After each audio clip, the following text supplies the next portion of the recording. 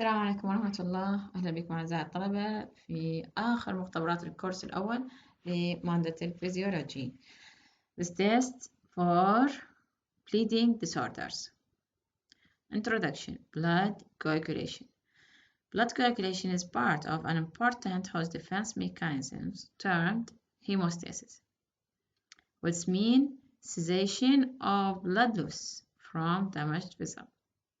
بمعنى stopping of blood loss, which has primary, secondary, and tertiary states during coagulation or cessation of blood loss. Functions of this mechanism to maintain the blood in the fluid state, to arrest bleeding in injured vessels, especially in primary and secondary stages, and to prevent clots in intact vessel, داخل blood vessel, which occur in tertiary stage. So we're talking about primary hemostasis. احنا طبعا حكينا عليه بدرجة لا بأس بها بالمحاضرات النظري. هنا ناخذ الجزء العملي practical مع بعض الانفورميشنز اللي تكون mostly related with the theory lectures. Primary hemostasis involves platelets and blood vessels themselves and is triggered by injured vessel. Platelets become activated, adhere to endothelial connective tissue and aggregate with other platelets. إذن هي البرايمري الفاكتورز اللي نقول راح تشارك أثناء عملية البرايمري هيموستاسيس هي البليتلت والبلاد فيسلز itself. اوكي. يصير عندنا البليتلت بمجرد ما يصير عندنا انجري للتشو أو الفصل راح رأسا تكتشف هذا الانجري ويصير بها modification أو يصير بها activation، فتبدي عملية adherence with connective tissues of blood vessel and aggregate with each other. اوكي. تحاول انه راح يصير شكلها irregular وتكون large وتصير عملية sticking with each other طبعا كمحاولة لتكوين البلاك، فراح تكون لي primary plaque اللي هي تكون fragile plaque is formed which help to stem hemorrhage from the vessel. إذن هي البرايمري بلاك هي محاولة أو process to stopping the blood loss. Substances released from platelets during primary hemostasis include vasoactive compound to induce vasoconstriction and other mediators that cause continuous platelets activation and aggregation, as well as contraction of the platelets plaque. Primary hemostasis sees as defect in vessels are sealed and bleeding stops. إذن هي لا تلاحظون البروسيس هي يعني أحد أنواع الهوميوستاسيس، وإذا نكون نتحدث بدقة أكثر راح يكون ضمن نوع البوزيتيف فيدباك ميكانيزم. تشوفون الملاحظة اللي هنا مذكورة بالبارت 2 الجزء الثاني من أو المقطع الثاني هي إنه secretion of platelets هي vasoconstriction راح هي platelets نفسها مو صار بها activation بعدها بدأت عملية الأجريجيشن فكونت لي بلاك، فهنا راح عملية secretion some materials. هذه الماتيريالز إلها two functions. مرة يكون function مالتها vasoconstriction فيسوي contraction للتشوز، contraction blood vessels نفسه اللي يعاني من الانجري، حتى يعني كمحاولة لتقليل الدايمتر وبالنتيجة راح يقل نسبة خروج البلاد. وأيضا الفانكشن الثانية أو الجزء الثاني من secretions of platelets effect on platelets itself تأثر على نفسها من خلال عملية إنه هذه عملية السكريشن هي أصلا نتجت منين؟ من الأكتيفيشن الأولي إلها. الأكتيفيشن الأولي راح يحفزها إنه تفرز مواد تسوي more activation، فهي positive feedback. أوكي، وبالنتيجة راح يزداد عملية الموديفيكيشن، يزداد عملية الادهيرنج، وتكون بلاك بفترة أقصر، وبالنتيجة يكون formation of plaque أسرع.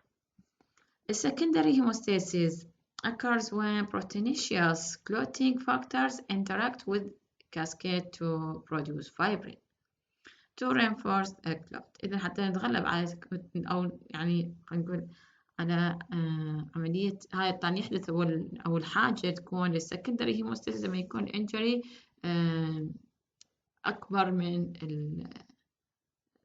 البرايمري هيموستاسيس. يعني لو كان السكندري سوري كان الانجري سمول فيكتفي البلاد فيزل بتكوين فقط البرايمري هيموستاسيس، يكتفي البلاد تكوين هيموستاسيس.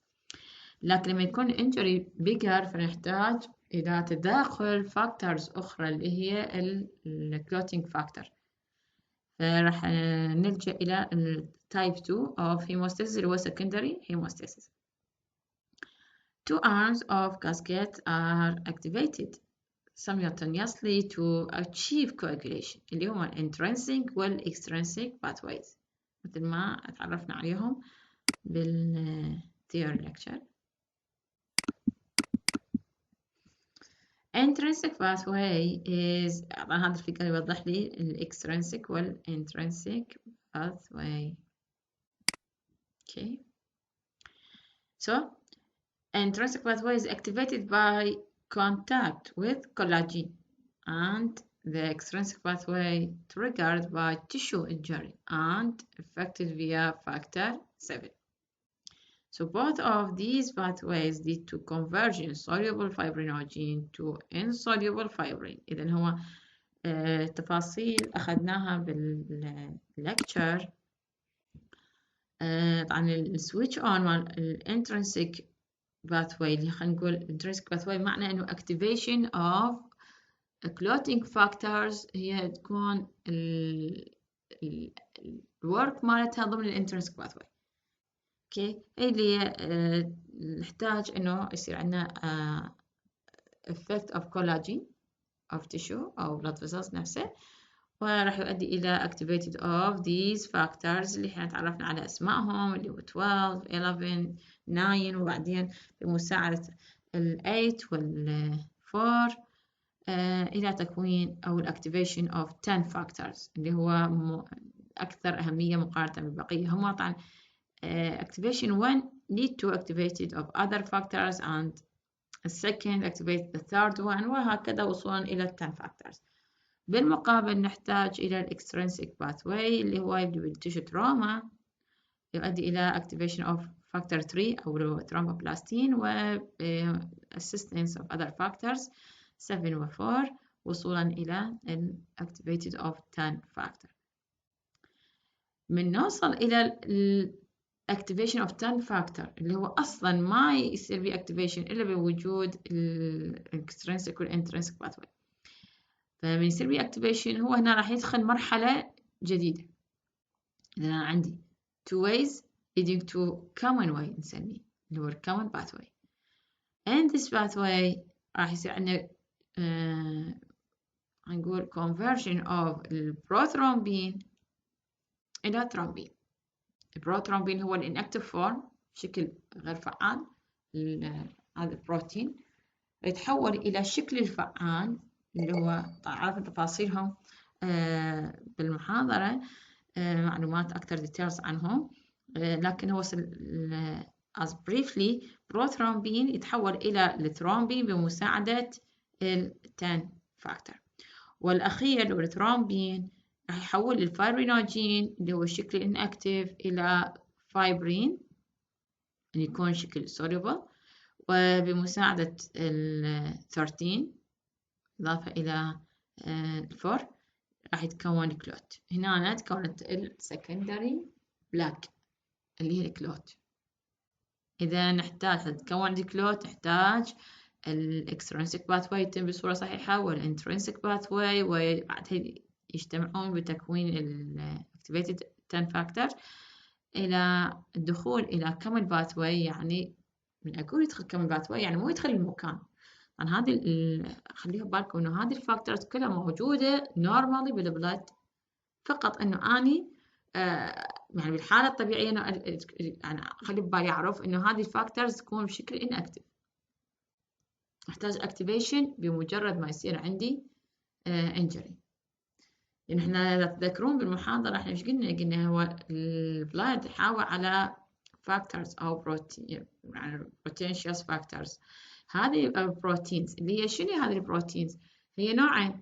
النوع اللي نسميه coagulative factors والأنتي coagulative factors اللي هي البرو والأنتي. يعني واحدة محفزة للكلوت فورميشن وواحدة مضادة للكلوت فورميشن.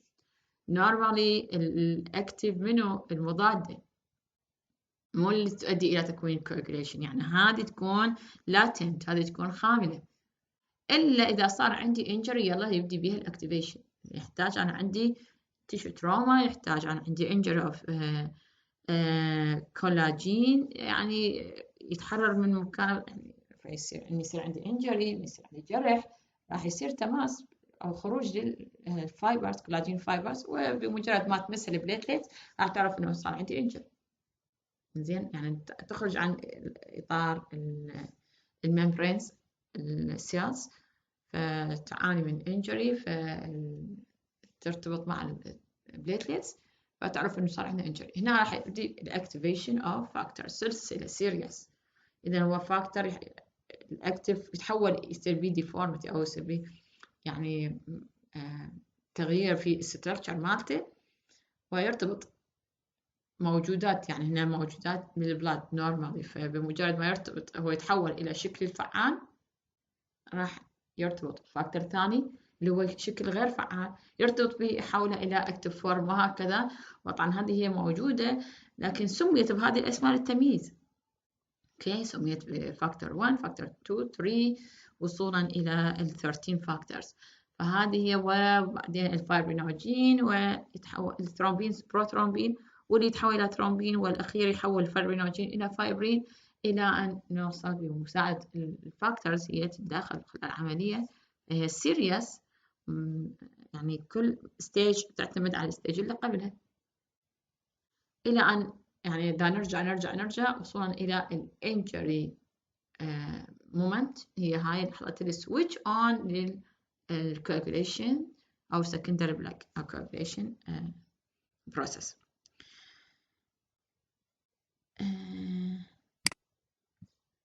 The both pathways lead to conversion of soluble fibrinogen. أعتقد أنا كملته. خليني أغلق النت. أوكي كمان هذه النوتس الثانية أو إذا هو ملخص هو واضح يعني إنه two pathways leading to common pathway والنتيجة راح يكون لي الفايبرين إكلات. factors زي ذكر لي إياها الفاكتورز اللي مشمولة ضمن الإكسترنسيك طبعا تعتمد على فيتامين K very important for activation of these factors.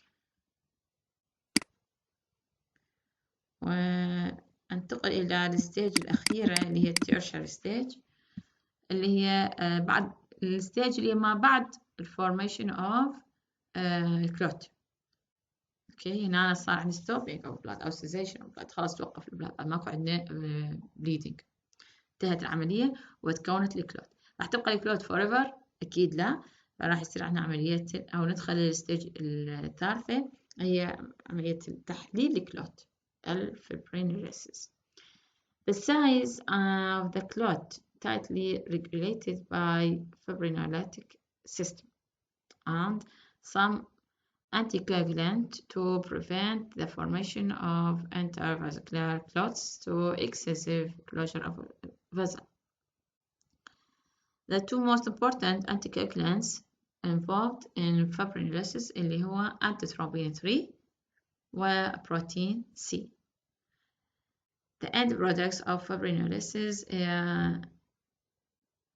fibrin degradation to products اللي نسميه FDP، هي منتجات المحطمة للكلوت أو الفايبرين. إذن المور active factors أو الأكثر عاملين أو بروتين يقومون بعملية الفايبرينوليسيس اللي هو أنتي ثرومبين 3 والبروتين سي. وين ذا بلاد طبعا احنا تذكرون احنا قلنا نورمالي البلاد يكون الشكل الانتي كواجولانت فاكتورز هي الاكتف، هي البريدومينانس، وهذا هو النتيجة مالتها هي تؤدي إلى أن البلاد يكون دائما في شكل الليكويد، ما يصير عندك كلوتس إلا بحالات يعني قليلة، وحتى لو تكونت هي تتكون نورمالي تتكون، لكن بمجرد تكوينها راح يصير بها فايبرينوليسيس بوجود هذه الفاكتورز اللي هي very important، يعني تحمينا يوميا تقوم بوظيفتها تحليل الكلوتس اللي تتكون small كلوتس هي عادة إلا في حالات مرضية خاصة، لكن physiologically تكون عندي الكلوتس small وقابلة للتحلل بسرعة بوجود الفاكتورز اللي موجودة normally بشكل active اللي هي anticoagulant factors. When the blood clot easily, it can lead to thrombosis. An example, closure of an unbroken blood vessel. If it takes too long for the blood to clot, hemorrhage can occur. Normal clotting is started within 5 to 6 minutes. In case of small ones, bleeding stop within 2 to 3 minutes. أكيد هذا الشيء. يعني كل ما يكون البلاد فيزل أقل كل ما يكون تكوين البلاك سواء كان برايمري أو سكندري. احنا قلنا إذا كان very small فيكفي إن البرايمري بلاك هي تكفي نسوي نسيزيشن اوف بلاد، لكن لو احتاجينا الى السكندري كلوت then depend on the size of injury. ذكرنا مصطلح الثرومبوسيس وين نتعرف عليه واللي احنا عماتين ذاكريها بالمحاضرة is formation of a blood clot inside the blood vessel. إذا تذكرون أو إذا تنتبهون للمقطع اللي حكيناه من بداية التيست إلى هذه اللحظة، دائما احنا يعني نحكي بالجزء الجيد تكوين الكلوت، يعني هو بمجرد ما يصير عندي انجري حتى لا أخسر مور بلاد راح يسوي عنا البلاد بمساعدة البلاتليتس والفازو كونستركشن والكواجوليتيف فاكتورز كونت الكلوت حتى يسوي النتيجة هي cessation of blood loss. واضح؟ هو إيقاف خسارة البلد. إذن هي benefits، هي عملية مفيدة للجسم، لكن أحيانا ذكرنا هاي الملاحظة أحيانا يتكون عندي كلوس، نحن small clots physiologically daily forming inside the blood vessels، وهذه الكلوس ما نقدر نعتبرها benefit، يعني هي harmful لو وصلت المكان أو ما تحللت فتكون مؤذية، أحيانا تكون كيلر. واضح؟ فالثرومبوسيس هي type of هنقول الهارمفول كلوت. واضح؟ طبعا الفورمينج ما راح تكون على الوول of blood vessels يعني ما عندي أنا injury. فالكلوت الأول راح تتكون inside the blood vessels، هو normal blood vessel ما بي injury ما بي أي defect ما بي trauma. when الكلوت forming inside the blood vessels which leading to obstructing the flow of blood through the circulatory system. When a blood vessel is injured, the body uses platelets, thrombocytes, and fibrin to form a clot to prevent blood loss, like if there is an injury. Even when the blood vessel is not injured, but the clot also may form in the body under certain conditions. A clot that breaks free and begin to travel around the body is known as an embolus. أحيانا الكلوت ما تبقى مكانها تبقى داخل blood vessels فتجري مجرى الدم وتنتقل إلى أماكن أخرى، وأحيانا تتعرض إلى البروكين بروسيس عملية تكسير فتتحول إلى smaller thrombus، فنسميها هنا embolus اللي تكون movable مقارنة مع الثرومبس تكون movable وتكون smaller. وطبعا هذه النقطتين مو إيجابية، يعني نقطتين سلبية يعني من disadvantage of blood vessels. مساوئها هي ممكن تتحول إلى smaller. طبعا هو مساوئها هنا وين راح تكون؟ إنه ممكن تنتقل أو توصل إلى أماكن يعني تكون أصغر مثل capillary tubes، وتكون خطرة يعني وما نقدر نكتشفها يعني بحكم حجمها الصغير، فما يقدر يعني نكتشفها إلا بعد فوات الأوان. فهي الأمبولس more danger than thrombus. If a thrombosis occur in the artery, the tissue supplied by this artery may be undergo ischemic necrosis. أكيد إذا هي تكونت داخل artery، فهذا الارتري هو يعني يسوي supplying إلى تشو معين أو organ. أوكي، فإذا صار عندنا تكونت الثرومبس أنا راح أسوي stopping للnutrients blood، فتمنع reaching of this blood to this tissue such as، فالنتيجة راح تكون عندي necrosis. واضح؟ such as myocardial infarction due to thrombosis of coronary artery. فهذا ملاحظة على حالة خطرة ممكن تحدث بسبب تكوين الثرومبس inside the blood vessel. If thrombosis occur in the vein، ممكن هو بما إنه blood vessel فممكن vein، ممكن artery، ممكن capillary tubes. tissues drained by this vein may be edematous، باعتبار إنه الدرينج ما جاي يتم بصورة صحيحة، أكو closing بسبب وجود الثرومبس، فبالنتيجة راح يصير عندي inflammation بسبب accumulation of